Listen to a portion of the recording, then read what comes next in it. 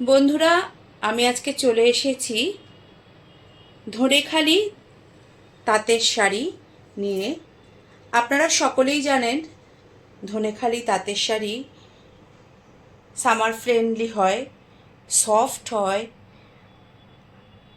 আর এখন যা গরম পড়েছে সেখানে তো এই শাড়িগুলো পরে অফিস বলুন বা স্কুলে যারা চাকরি করে তাদের জন্য,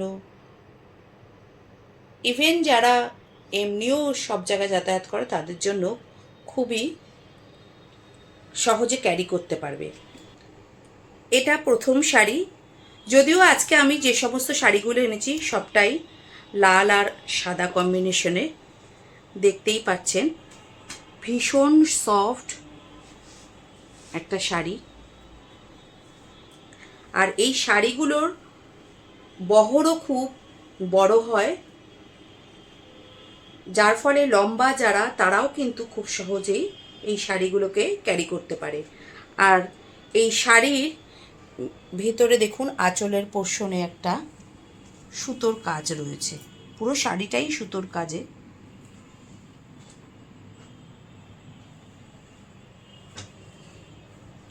এই শাড়িটা দেখুন, এটায় সেলফ তো একটা ডোরা ডোরা রয়েছে লাল লাল দিয়ে, আর কালো আর লাল দিয়ে দিয়ে একটা একটা করে স্ট্রাইপ দেওয়া আছে। এগুলো কিন্তু সুতো দিয়ে কাজ করা। কালোটা দেওয়াতে শাড়িটা কিন্তু খুব ভালো খুলেছে। শাড়িগুলোয় কোনো ব্লাউজ পিস নেই, আর দামটা ইনবক্সে দেওয়া থাকবে, আপনারা দেখে নেবেন। এটা দেখুন, এটা আর এক ধরনের ডিজাইনটা।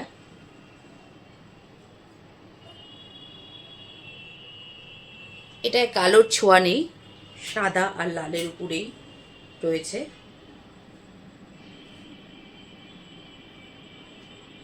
যে কোনো মন্দির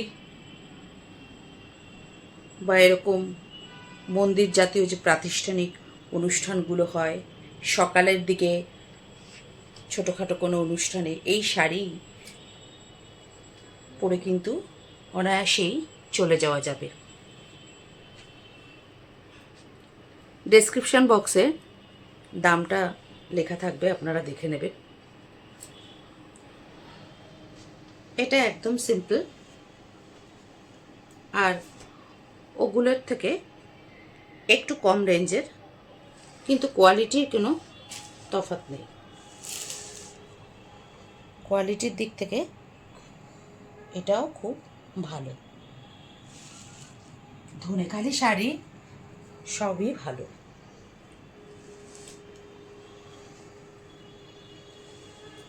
পছন্দ হলে অবশ্যই আমাকে হোয়াটসঅ্যাপে জানাবেন।